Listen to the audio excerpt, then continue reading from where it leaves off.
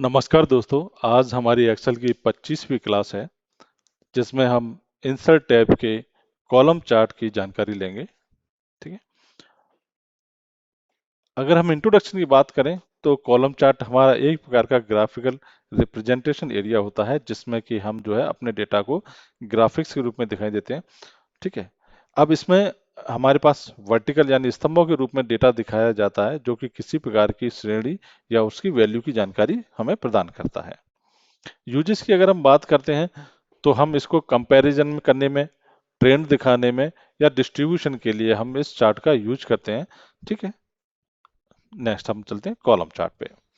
ये मैंने एक डेटा बनाया हुआ है जो कि डेटा है इस चीज के लिए कि हम इसमें ग्राफ बनाएंगे, वो सॉरी चार्ट बनाएंगे। मैं इंसर्ट पे आता हूँ। ये जो सेक्शन आप देख रहे हैं ये हमारा चार्ट सेक्शन है। ठीक है। यहाँ पे आप देखेंगे तो ये जो आप देख रहे हैं जो कि कॉलम्स के रूप में आपको दिखाई दे रहा है, ये हमारा, यहाँ से हम बार चार्ट या कॉलम चार्ट यूज कर सकते हैं, पर चूंकि हम कॉलम चार्ट की बात कर रहे हैं तो हम यहाँ से कॉलम चार्ट ही लेंगे। ठीक है। हम इस पे जाएंगे और कोई भी कॉलम चार्ट हम सिलेक्ट कर सकते हैं। ठीक है। चाहे हम क्लस्टर वाला ले लें या फिर स्टैक्ड ले लें। ठीक है। मैं इसको लेता हूँ, मैं इस पे क्लिक करता हूँ तो आप देखेंगे कि ये मेरा बन चुका है। फिलहाल मैं इसको डिलीट कर देता हूँ क्योंकि मैं एक और बेहतर तरीका बताने वाला हूँ। ठीक है। हालांकि इजी तरीका दोनों ही है, आप किसी से भी बना सकते हैं। मैं जाता हूँ इंसर्ट में। ये दिखा है रिकमेंडेड चार्ट। रिकमेंडेड चार्ट का मतलब ये है कि वो डेटा के अकॉर्डिंग वो आपको खुद सजेस्ट करेगा, एक्सेल आपको सजेस्ट करेगा कि ये जो डेटा है इसके हिसाब से कौन सा चार्ट सही रहेगा।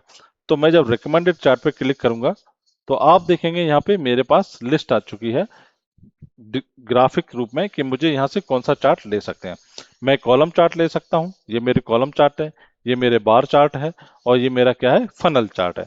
तो मैं कौन सा चार्ट यूज करना चाहते हैं हम फिलहाल आज की क्लास में, कॉलम चार्ट। तो हम कॉलम चार्ट की बात करेंगे। चलिए, ये हमारा कॉलम चार्ट हो गया। ठीक। ये जो सेक्शन हमारा दिखाई दे रहा है कॉलम चार्ट के अंदर, इसमें कुछ चीजें हैं। ठीक है। ये वो एरिया है जहाँ पे हमारी वैल्यू दिखाई देती है। ठीक है।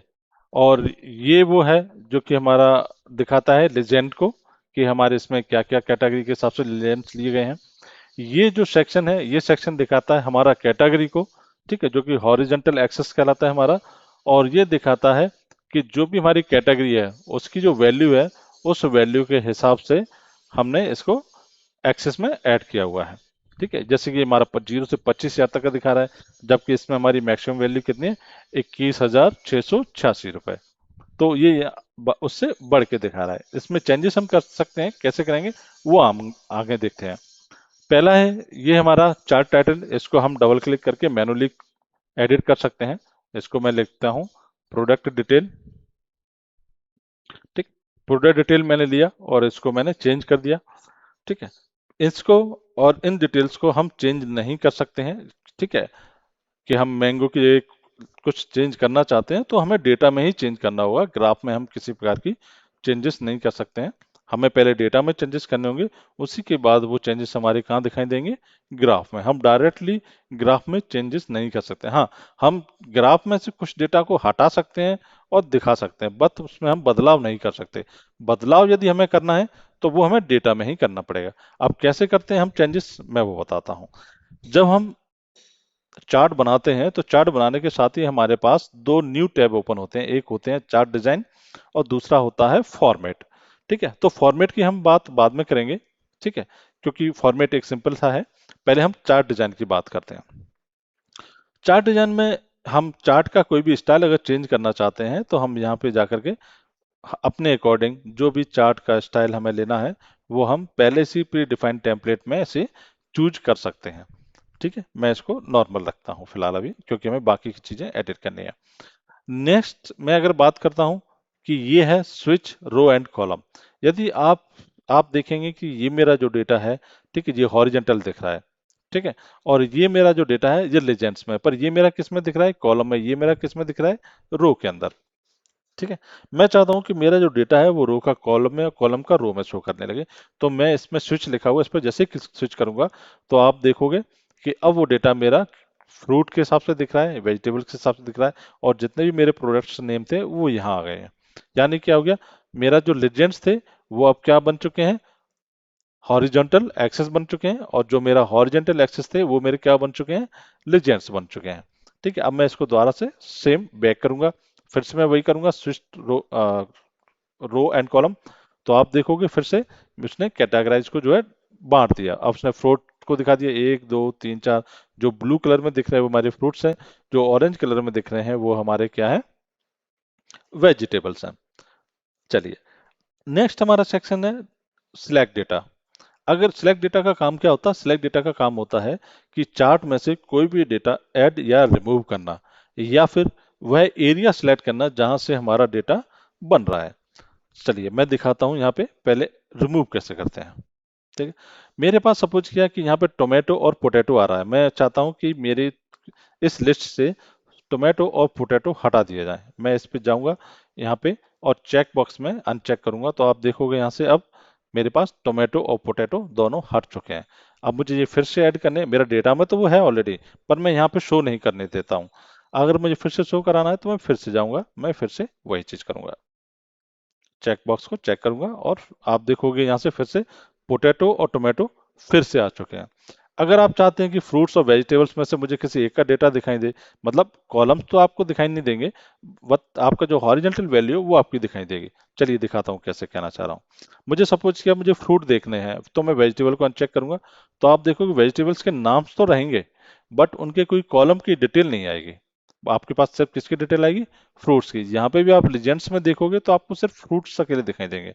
और यदि आप चाहते हैं कि मुझे वेजिटेबल्स अकेला देखना है, तो आप वेजिटेबल्स अकेले देख सकते हो। तो आप देख सकते हो कि एप्पल्स की कैटेगरी हटा दी गई है, और एप्पल्स फ्रूट्स की कैटेगरी हटा दी गई है, और एप्पल, बनाना, मैंगो, ऑरेंज, इनका जो है डेटा आपको शो नहीं हो रहा है। और आप दोनों को अगर देखना चाहते हो तो आप फ्रूट्स और वेजिटेबल दोनों चेक करेंगे, ओके करेंगे, तो आपका पूरा का पूरा जैसा डेटा है वैसा शो करने लगेगा। चलिए, नेक्स्ट हम इसमें कुछ ऐड करना चाहते हैं, मैं इसमें ऐड करना चाहता हूँ पपाया। ठीक है, और इसमें कोई भी वैल्यू मैं डाल देता हूँ। ठीक है, और इस वैल्यू को मैं जो है, इसकी फॉर्मेटिंग भी है, मैं सेम कर देता हूँ। ठीक है, क्योंकि पपाया मेरा क्या है, फ्रूट्स है, तो मैंने इसको फ्रूट्स की कैटेगरी में रखा।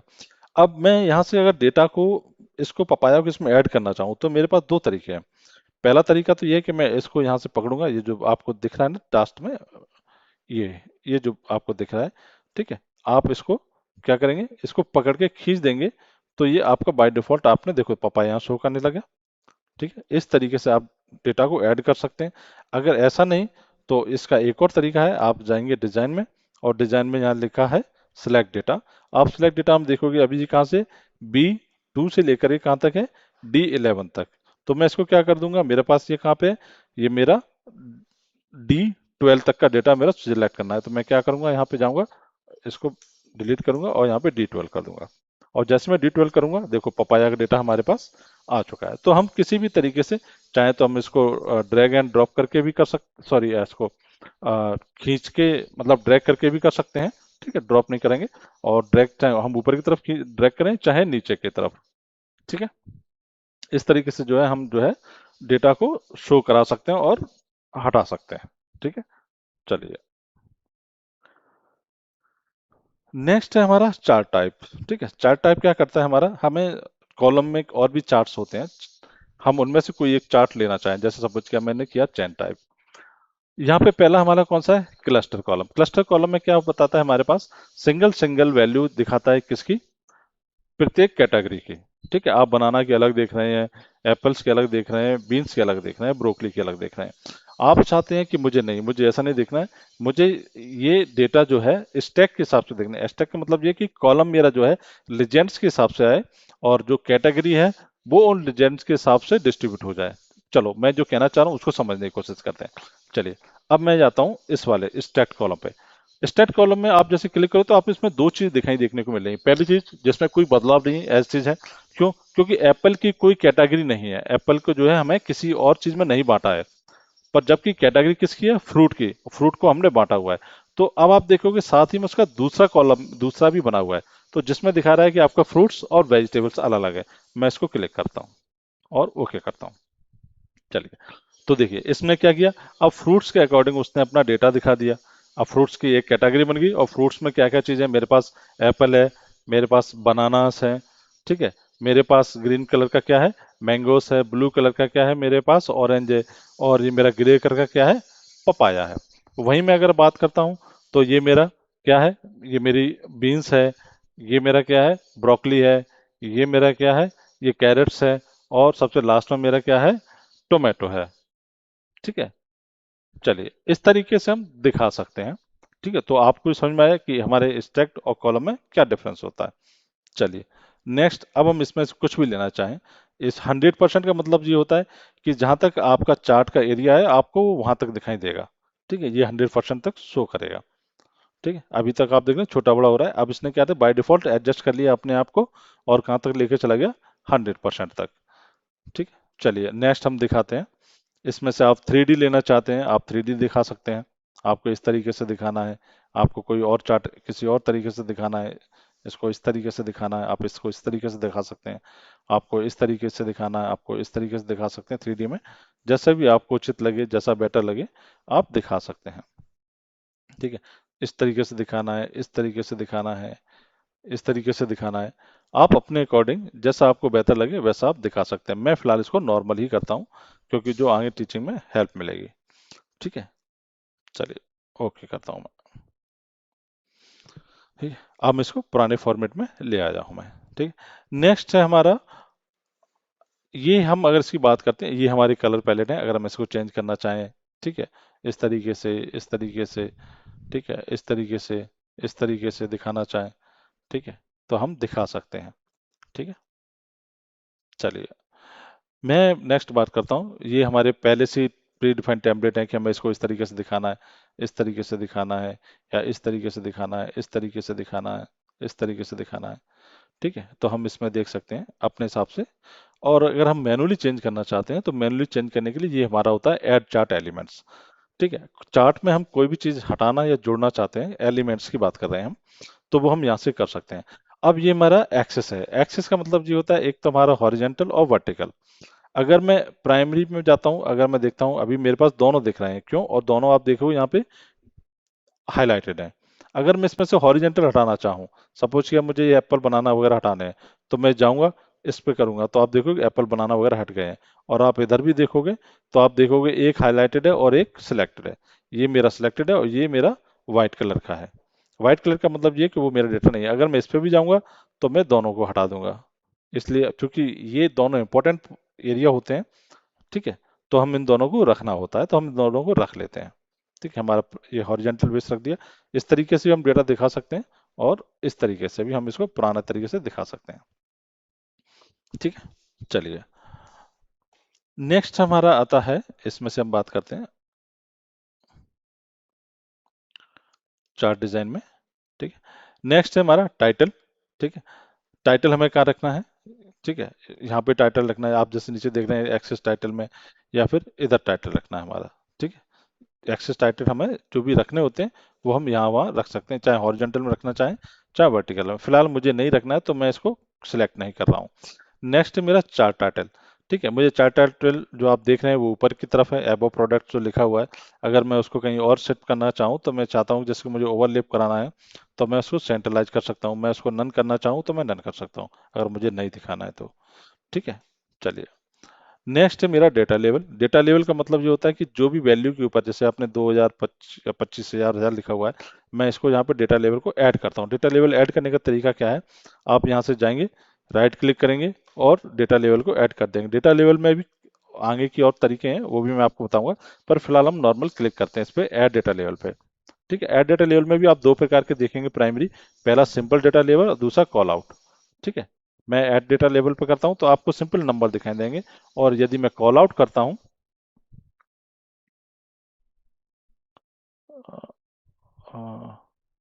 अच्छा कॉल आउट के लिए मुझे अब उस पर जाना पड़ेगा। ठीक है, पर फिलहाल मैं अभी इसको हटा देता हूँ, और मैं यहाँ से फिर से डेटा लेवल कॉल आउट पे जाता हूँ, तो आप देखोगे यहाँ पे कॉल आउट के साथ बनाना ये लिख के आने लगा। ठीक है, चलो मैं इसको बैक करता हूँ।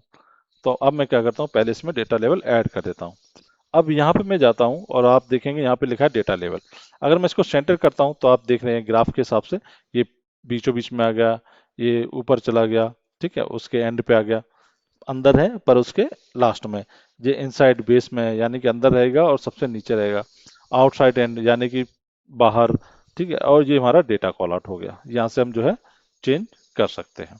इस तरीके से हम डेटा लेबल ले सकते हैं। हमें डेटा टेबल दिखानी है, कि हमें डेटा टेबल दिखानी है, तो इस तरीके से हमारे पास जो हमने टेबल बनाई हुई है वो डेटा इस तरीके से दिखना शुरू हो जाएगा, ठीक है।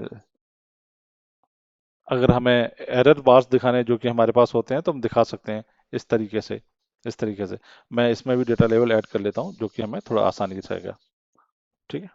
चलिए मैं आता हूँ, अब जाता हूँ कहाँ, एरर बार पे। ये देखिए, मुझे इस तरीके से दिखाना है, इस तरीके से दिखाना है, इस तरीके से दिखाना है। इनको हम पढ़ते कैसे हैं ये हम बाद में देखेंगे, ठीक है। हमें ग्रेडियंट डालनी है, ठीक है। हमें इस तरीके से लाइन ग्रेडियंट डालनी है, या इस तरीके से डालनी है, या इस तरीके से डालनी है। ग्रेडियंट जो आप देख पा रहे हैं जिसमें छोटे छोटे बॉक्स और लाइन्स आपकी शो कर रही हैं, ठीक है। अगर मुझे नहीं चाहिए तो मैं यहाँ से हटा दूंगा, ठीक है। मुझे अगर ऊपर की भी नहीं चाहिए लाइंस मुझे, तो यहाँ पे प्राइमरी मेजर से देखो आप, मैंने ब्लैंक कर दिया, ठीक है। चलिए, नेक्स्ट हमारा लीजेंड्स हमें रखना है कि नहीं रखना है। अगर नहीं कर दूंगा तो देखो लीजेंड्स हट चुके हैं, ठीक है। अगर मुझे राइट साइड में रखना है तो देख रहे हैं आप, राइट साइड में लीजेंड्स फ्रूट्स और वेजिटेबल मेरे दोनों राइट साइड में आ चुके हैं। अगर मैं टॉप में लेना चाहूँ तो देखो प्रोडक्ट डिटेल के नीचे फ्रूट्स और वेजिटेबल्स आ चुके हैं, ठीक है। अब मैं टॉप करता हूँ, देखो यहाँ पे आ चुके हैं, ठीक है। मैं अगर इसको जो है लीजेंड्स को लेफ्ट में रखना चाहूँ तो देखो अब ये लीजेंड्स यहाँ आ चुके हैं, ठीक है। तो ज़्यादातर जो हम लीजेंड्स रखते हैं वो हम बॉटम में ही रखते हैं, ठीक है।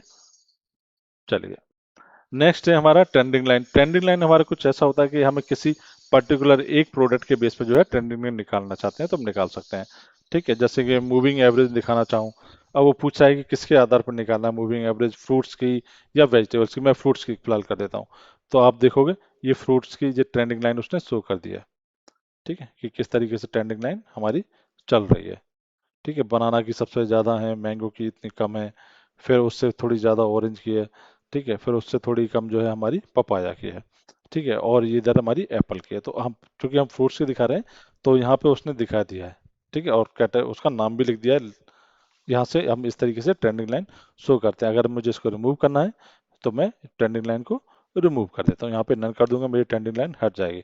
अगर मुझे वेजिटेबल की ट्रेंडिंग लाइन देखनी है तो मैं जाऊंगा और फिर से ट्रेंडिंग लाइन वो फोरकास्टिंग के हिसाब से रखता हूँ, ठीक है। ये चीज़ हम आगे देखने को मिलेंगे फोरकास्टिंग वगैरह क्या होती है। तो मैं वेजिटेबल्स के हिसाब से देख सकता हूँ, ये देखिए, ठीक है। ये वेजिटेबल की ट्रेंडिंग लाइन दिखा रहा है, ठीक है। चलिए मैं कंट्रोल Z करता हूँ। तो ये तो था हमारा डिजाइन सेक्शन। अब हम बात करते हैं फॉर्मेटिंग की। हम फॉर्मेट में जाते हैं।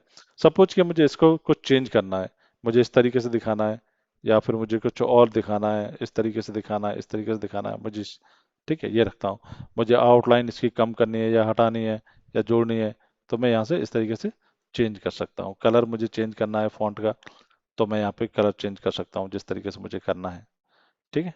मुझे ग्रीन ब्लू येलो जो भी करना है मुझे उस तरीके से कर सकता हूँ, ठीक है। फॉर्मेटिंग में चलिए मैं जाता हूँ फॉर्मेटिंग इस पे। अब मुझे यहाँ पे कोई फिल करना है, मुझे इसका डिज़ाइन चेंज करना है बॉक्स का, तो देखेंगे आप, देखें बैकग्राउंड में बॉक्स का डिज़ाइन भी चेंज होता नज़र आपको आएगा। मैं थोड़ा इधर इसको ग्राफ को खिसका लेता हूँ जिससे कि जो है आसानी से समझ में आए, ठीक है। ये देखिए, मुझे इस तरीके से दिखाना है, इस तरीके से दिखाना है, इस तरीके से देखना है, इस तरीके से देखना है, तो मैं जो है इसको चेंज कर सकता हूँ अपने अकॉर्डिंग, ठीक है।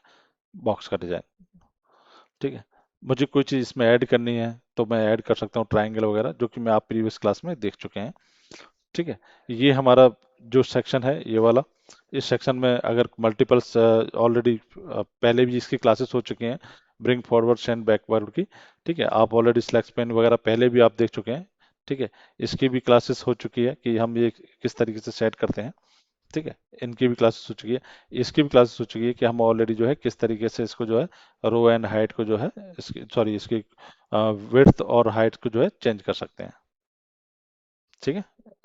तो फॉर्मेटिंग की क्लासेस ऑलरेडी पहले हो चुकी हैं। तो इस क्लास में इतना ही। Thank you. नेक्स्ट क्लास में जो है हम इनकी डिटेल्स के बारे में जानेंगे कि हम इनकी फॉर्मेटिंग कैसे करते हैं, ग्राफ की फॉर्मेटिंग कैसे करते हैं, ठीक है। हम नेक्स्ट चीज में इसके बारे में जानेंगे। तो आज की क्लास में इतना ही। Thank you.